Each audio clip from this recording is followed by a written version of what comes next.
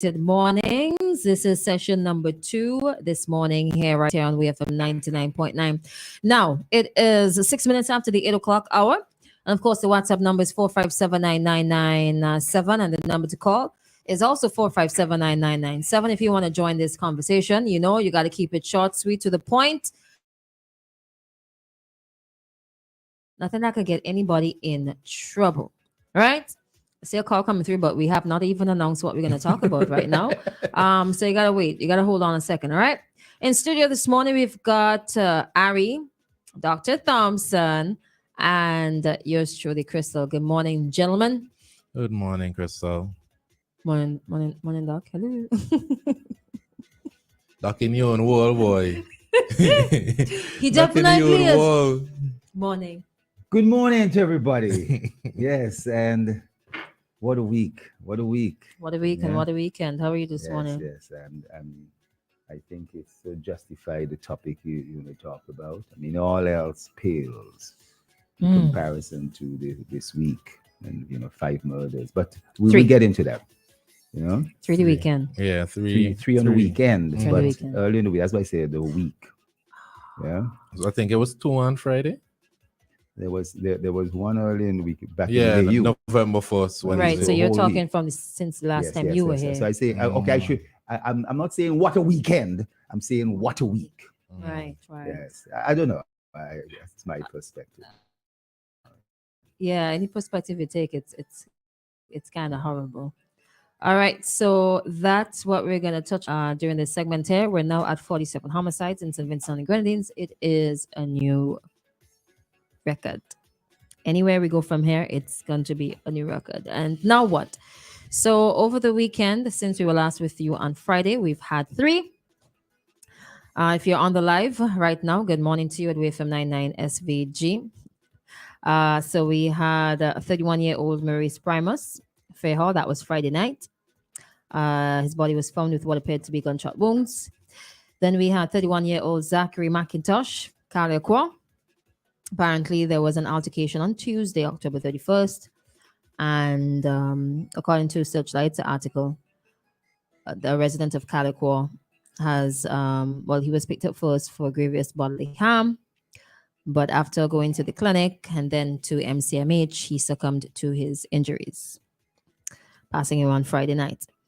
And then we had last night, I think it was after 8, I've started getting messages of a Tambu Patrick, 39-year-old resident of Liu. Gunshots again. And what we're also learning is that this is not his the first attempted shooting. He would have gotten shot at March 14th, 2018 and April 11th. He also served some prison time in the past. That's just a bit of a backstory. Thanks to Searchlight.vc for the collage photographs of the 3 gentlemen. It's up on our live right now. It's really sad, but I think for me the saddest one is Zachary McIntosh of Caliacroix. Once again, good morning to Caliacroix and sincerest condolences. But this is just too much. I don't know how people feel at this point. You can hit us up on WhatsApp and let us know, 4579997, or you can call us and let us know. But now what? Where do we go from here? And what do we do? Should we be doing anything? Well, police holding a press conference today at 11:30. Today. Yes, I think this is certainly a good thing, and it's amazing. What I understand, the police seem to have invited a wider cross-section of the media. I know press conferences really are supposed to be also interactive with the questions. I don't know if WEFM is going to be represented there. Harry, you go in, or Christal or somebody there. But we'll sort out ourselves. Typically you see the major newspapers there and so forth, right? Hold a second there. A call is coming through because we want to get some feedback. Hello, good morning. Good morning, Christal. Good morning. You can go right ahead. Go ahead. Good morning. Yes, Good morning, Aria and Dr. Thompson. Good morning. You might not know this, but your brother Limo, that's his name, right? Yes. Yes. When he used to teach at the Catholic school in Mesopotamia, Yeah. at that time I was the president of a photography club, Yes. and he joined that club. Mhm. Now, back in those days, we didn't have buses running to and fro, and this was a grown man. I'm saying this to make the connection with taking a village to raise a child. When Limo missed the last bus, I remember the very first time my mama asked him, "How are you getting home?" He said, "I don't know, I hit a ride." She said, "You're not going anywhere, you're going to stay right here." So at least once a month, Limo stayed at our home in Mesopotamia because my mother did not want to see a grown man taking, hitching a ride to. I don't know where you guys lived at that time. I'm talking about in the 70s. Maybe you were not even born. No, I was born. We lived at Annesville. But I Right. wanna ask you, do you still retain any of those pictures? Do you still, can you file back? And we're talking about a different topic this morning and so forth, but as you brought it up, I mean, it evokes all sorts of memories. And so my brother Limor has since passed away. I wasn't aware of that. Yes, he died under mysterious circumstances in the Whoa. UK, and his death there's no cause of death, right? And since 2017, he had a flight to come to St. Vincent for Carnival, which he hadn't been for some 15 years, and he died just before that. And it's quite anguished as we're discussing the crime topic. I have my own personal suspicion that he died in relation to crime in that of England, and that something happened to him. But Yeah, I my condolences. I wasn't aware of yes, that. I'm sad to break that over the air, but I would like to know if you do have any old pictures that you retained, photography club. Please, could you get back to me, 528-6600, and I'd be really happy to receive those as we move on to another topic. And so I'll have to dig into the dig please. archives, Yes, okay. Yes, but I mentioned that because it shows the type of person my mother was. And as I said, your brother was a grown man, and she was concerned about him hitching a ride to go to Annesville. Yes. So he spent many nights, and I'm not afraid to say this, but we actually shared a bed. We actually shared a bed when he slept over. Okay, all right. Well, in the days, the accommodation was a little lax, I'm sure, in those days. And thank you very much for doing that. Yes, and because I don't want to hug Christal, if you don't mind my mentioning the issue of the buses overturning. Would it take a minute? It would take less than a minute. Okay, go ahead. I worked in the auto industry for many years, and all of these vehicles that I see, the wheels that these vehicles have, those buses were not designed to use those wheels at high speeds. So that's something we need to look into. And Mr. Thompson, I would dig into my archives and see what I could do. Thank you very much. Please. Thank you, man. Yep. All right. Thank you so much for your contribution. Doc, I disagree with you with the press conference being a good thing, because the point of the press conference is supposed to inform the nation on what is happening, what you plan to do about it. The last time I remember the police had a press conference, it was the 5 killings, I think, at Longwall. Yes. I was listening to that press conference. A lot of questions weren't answered. Yeah. A lot of stuff was played down. There were people who were shot that night that in the press conference, the police were saying, oh, no one else was shot. There were gunshots on other parts of the country. I can't speak for all the list of places, but I know for sure there was shots being fired in Camden Park for a fact. Yeah. Now, I don't know if it's people firing shots in the air or what. Yeah. I can't know that for a fact. But for the commissioner to, in the press conference, say, there were no there were no shots fired anywhere else on the island. Yeah. It makes me Okay. not feel confident in the information that they're relying to us, Yeah. relaying to us. Sorry. I could understand what you're saying. Yeah. I could understand what you're saying. But I think we now have, not to say anything about the past commissioner, we have a new commissioner. We Yeah. have a new leadership there. And I was just saying that the press conference is a good thing. And that why I'm saying it's a good thing, not just press conference, that they broadened it, inviting a much wider cross section of the media, it seems, and other entities, so that I'm glad you say they took questions.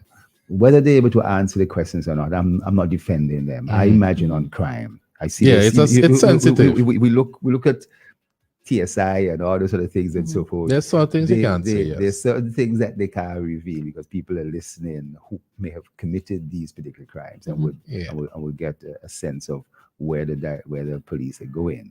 So and they sometimes are quite coy. They could sometimes provide information that's different. Let's take a call. Hello, good morning. Yes, good morning. Sometimes I'm afraid to come in on this program because sometimes we don't love to hear the truth, and the truth, they say, shall set us free. Mm-hmm. The truth means a lot to me. And as I hear you touch on the crime situation, I will be blunt. No, I know I will not be loved or liked because I'm speaking the truth. I'm speaking my mind of how I feel. Right? So, we were supposed to be tough on crime and the causes of crime. I didn't say that.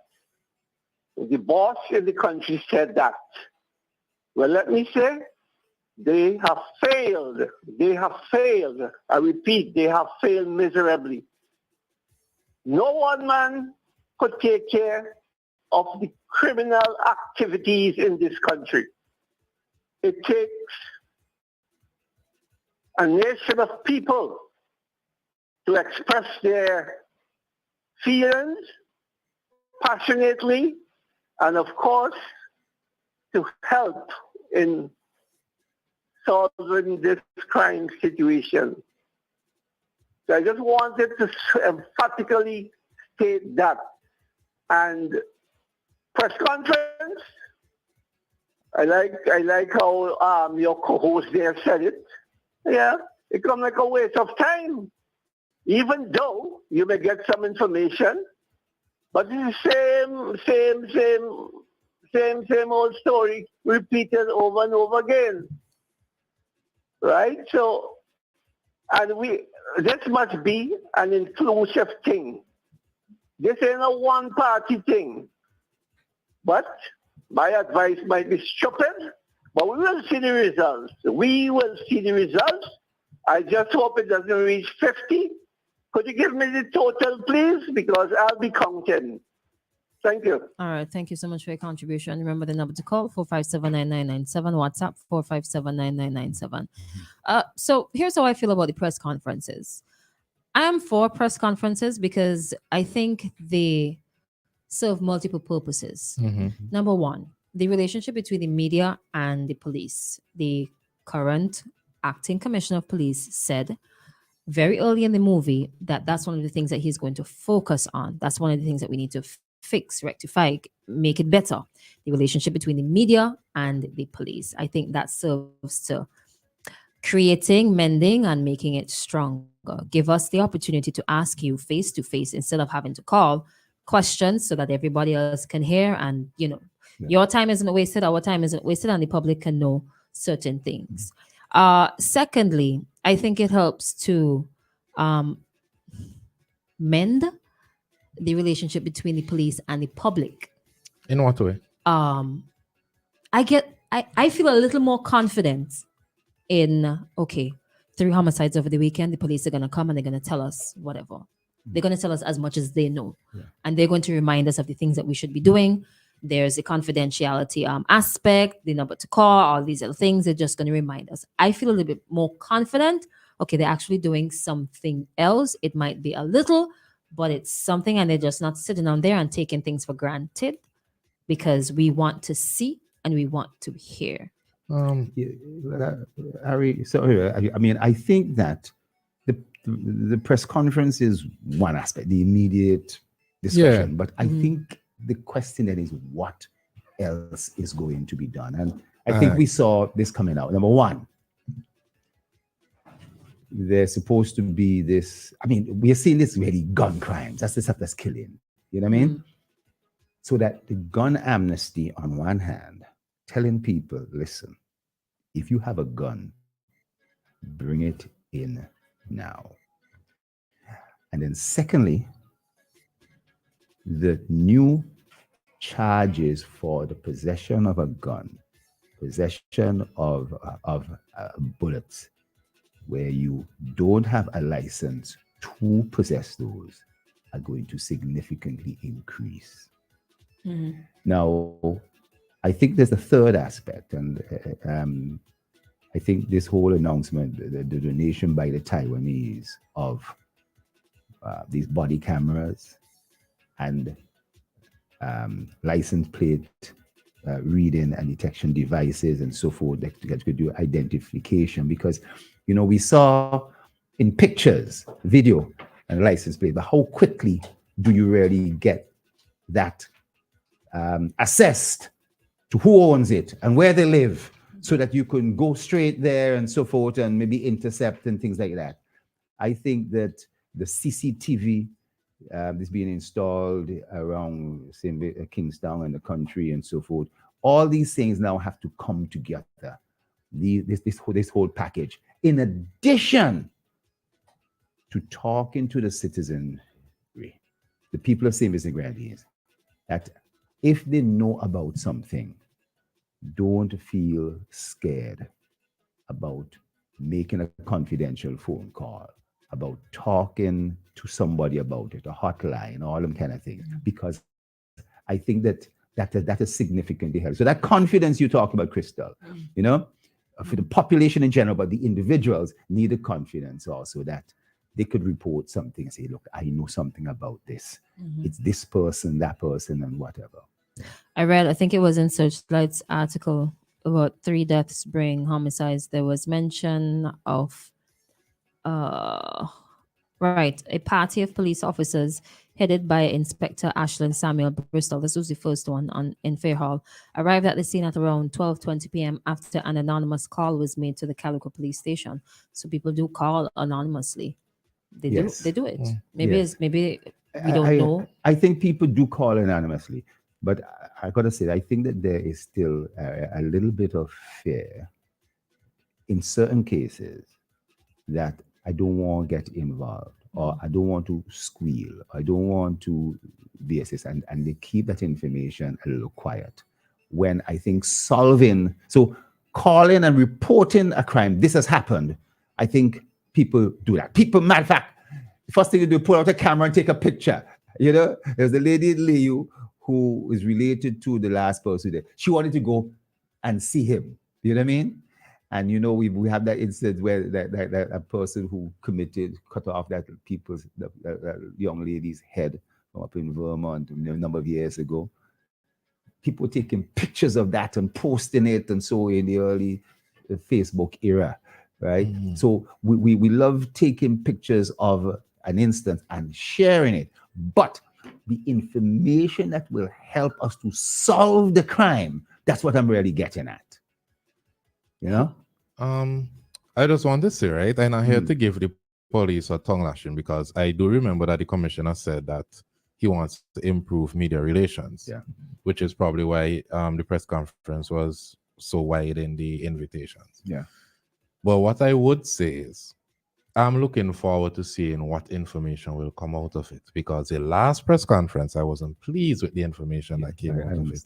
Now, on the weekend, last night, there was a shooting in Liu. Early up in October, there was another shooting in Liu. So we already believe that Paul's Avenue, Bottom Town, Edinburgh, those areas, Glen, etc., are the central focus of crime here. But I hope that in this press conference, more is revealed about what is happening in Liu. Is there some sort of gang war? how there's suddenly so many gun killings in Layu. And I think one out of the 3 murders this weekend was not gun related. If I'm reading the story correctly, he was Altercation. he An was altercation. beaten to death. Brother. Zachary Yeah. McIntosh. I don't know the relationship of the other individual to him, but it may Yeah. be a close relative. So what I'm looking forward to hearing from this press conference is accurate information, information that they can share, and preventative methods. I want to hear what the new commissioner is going to do to combat this, especially in the Christmas season. I have a question on the information that can be shared. Who determines that? And because if I effective ask the policing. question, right? So if I ask the commissioner a question and he answers, and you're not satisfied with his answer because you think that he can share a little bit more, but he knows he can't share more, but he can't say that he can't share more. No, there's simple things like the commissioner attacked media workers, the former commissioner. So there are a lot of media workers spreading false information about I'm referring about the mass shooting. About shootings that happened. There were no shootings that happened outside of the one that happened in Kingston, where only, I think he said 5 persons shot. More than 5 persons were shot that night. And there was shots fired on other places in St. Vincent and the Grenadines. So that is what I meant by the information. It's not whether I am satisfied, it's the truth. Now, if it is that, but he wasn't completely wrong. He wasn't completely wrong in saying that, though, because there were stories of killings in other areas. Yes, there was. Which were false. Yes, there was. But as the commissioner, it's your responsibility to be clear in what you're saying. You're saying that all the information was false. Okay, so we're now with the new commissioner, and that has already gone. But it's important to note it, because if we're going to have a press conference, usually these things go the same way. The police come out and they say certain things. No. I think that misinformation. I think there's one instance you're talking about that struck you. No, I'm bringing up the most recent. I know you brought up the most recent, and this goes back to, I think, what Christal is saying in terms of you may know more information as a media person, and they may not be ready to. And we see it on these programs. Yes, we do. But they are sometimes they absolutely do not want to put out certain information, and the crime is an unsolved crime at the time. It's an unsolved crime at the time. They don't necessarily know who did it. We want to know who did it. Were they arrested? And are we going to throw the book at the individual? I think that's that is a response from the general public, right? Me and the media is conscious of that. The media wants that too. I want information within a realistic scope. I understand what you're saying. That's just it. But okay, so we have to stick a pin here. We have to at 8:30. It's now 8:30. We should be joined by Court St. Vincent Limited this morning. It's Monday morning as per usual. All right. So what we're gonna do? We're gonna stick a pin, play a court ad, and then we're gonna come right back. All right. I don't think I'm gonna end the live. Okay. Yeah. Just in case. Quartz Optical presents Eye Candy. Affordable and stylish eyewear to suit your fashionable style. Save up to 70% off all month long. Get that frame today with no cash and pay later. Schedule your next appointment online today on quartzoptical.com. It's easy and convenient. Treat yourself to some eye candy. Only at Quartz Optical. Value you can see. Special conditions apply. Offer ends November 30, 2023.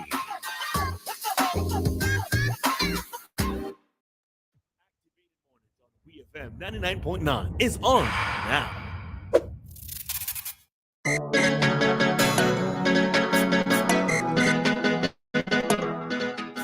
All right, so welcome back. We're just awaiting a live link up with Court St. Vincent Limited, more specifically Ready Cash. In the meantime, we're going to read out some comments here coming in on the WhatsApp. I sent a message for you on the murders for the 44th week of the year, but my prediction for the year end is 52, one for every week of the year. Father God, Good morning. I am sad for my country. Something is broken in St. Vincent. It is hard to understand how a country can be so ultra conservative and ultra religious and yet has the ability to stress test that determination versus free arguments to the extreme. We have the ability to recall Bible passages to justify an action or prove a point and yet miss the basic message. It is time to walk the walk instead of talking about it with regards to crime. Here's another one that came in on the live. I just can't understand this stupid country of ours. I'm reading it as it is. Everything happening in SVG. This man is speaking passionately on every issue. I'm amazed at as to his attitude and his demeanor. Is it that he is only talking with or without facts? Like his boss, or he is doing whatever he is doing to cover for the failure of this government? Stop it, my brother. I'm not sure who you're talking to. I'm not sure who he's talking to. All right. Good morning to Joshua. Good morning, Andrea. A voice note is in here, but we have to listen. And here comes Quartz. Hello, good morning. Hi, good morning.